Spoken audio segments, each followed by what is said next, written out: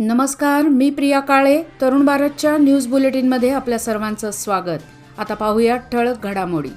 महापालिका आयुक्तांच्या शासकीय घरासमोरील उद्यानाची अवस्था दयनीय झाली आहे. आयुक्त शहर स्वच्छ करण्यासाठी तसेच सुंदर करण्यासाठी प्रयत्न करत आहेत. सदाशिवनगर येथील या उद्यानामधील पाळणे, घसरगुंडी पूर्णपणे खराब झाली आहेत, तर कचरा देखील मोठ्या प्रमाणात पडून आहे. त्या उद्यानाची व्यवस्था करण्याकडे साफ दुर्लक्ष झाले आहे. बरेच पालक मुलांना खेळण्यासाठी त्या ठिकाणी नेत आहेत, मात्र त्यामधील साहित्यच खराब झाले आहे. महापालिका आयुक्त अशोक दुडगुंटी हे त्याकडे लक्ष देणार आहेत का, हे पाहावे लागणार आहे. गणरायापाठोपाठ गौराईचेही घरोघरी आज आगमन झाले. अनेक ठिकाणी गौराईला आपली लेक मानतात. गौरीचे आगमन झाल्यानंतर तिची पारंपरिक पद्धतीने पूजा करण्यात महिला वर्ग व्यस्त होता. एका कलशामध्ये हळदीचे पान, गौरीची झाडे, विविध फुलांच्या माळांनी सजवण्यात आले होते. गौराईला भाजी भाकरीसह पंचपक्वान्नाचा नैवेद्य दाखवण्यात आला. महिलांनी गौराईला वौसे भरून आशीर्वाद घेतला. उपकनिष्ठ मुलींच्या राष्ट्रीय फुटबॉल स्पर्धेसाठी बेळगावच्या विविध शाळांमधील 4 फुटबॉलपटूंची निवड झाली आहे.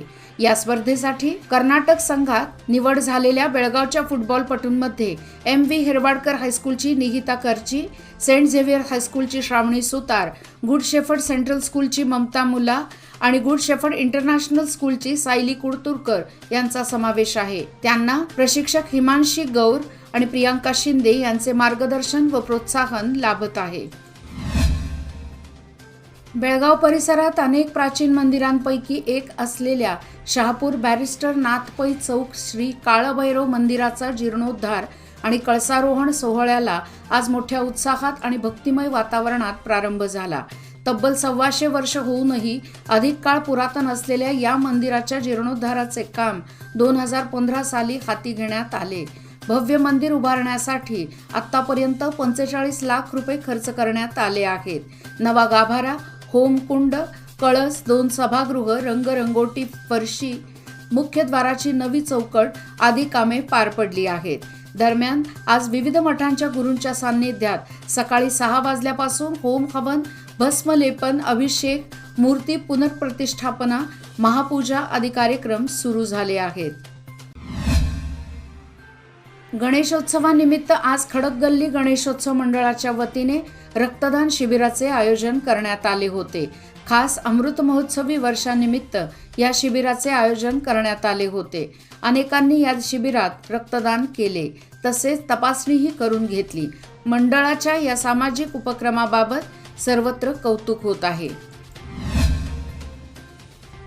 बेळगाव वेंगुर्ले या मार्गावरील उचगाव नजीक बेळगुंदी फाटा हा सध्या मृत्यूचा सापळा बनला आहे.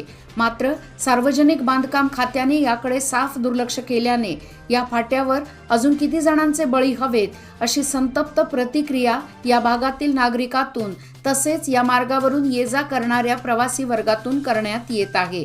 तातडीने या फाट्यावर गतिरोधक घालावेत आणि वेगवान वाहनांवर आळा घालावा, अशी मागणी जोर धरू लागली आहे.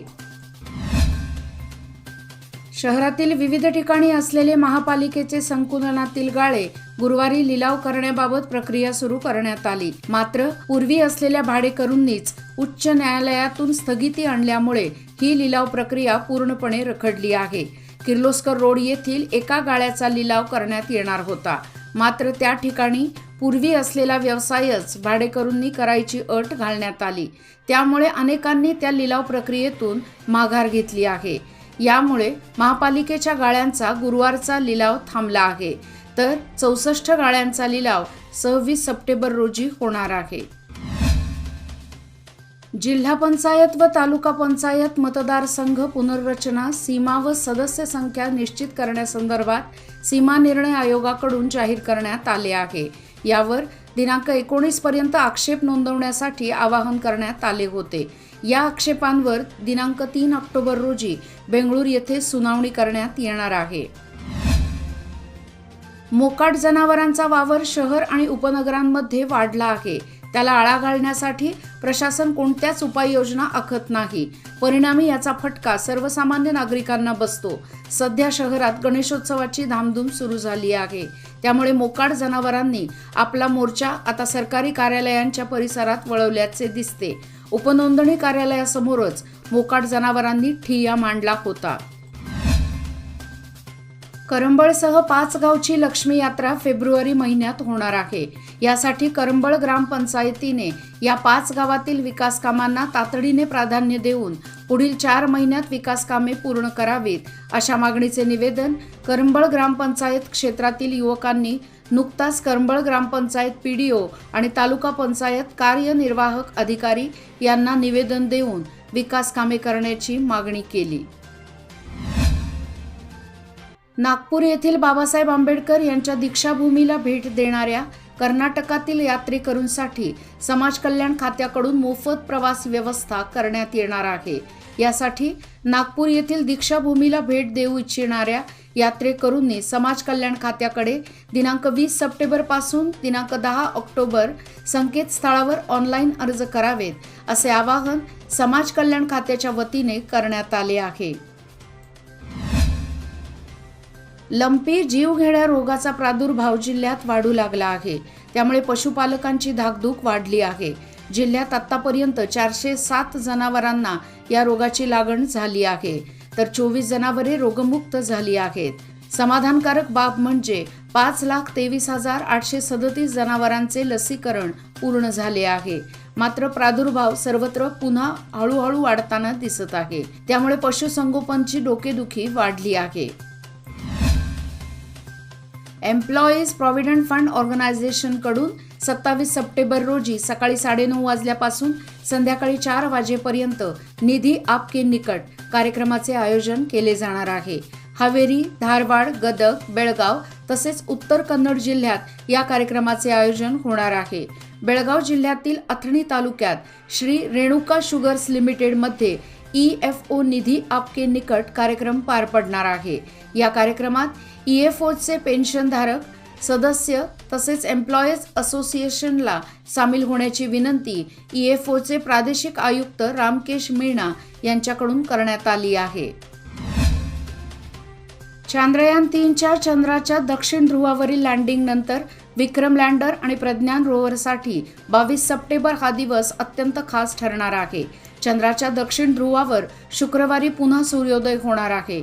सूर्योदयामुळे इस्रो चांद्रयान 3चा विक्रम लँडर आणि प्रज्ञान रोव्हरला पुन्हा सक्रिय करण्याचा प्रयत्न करणार आहे.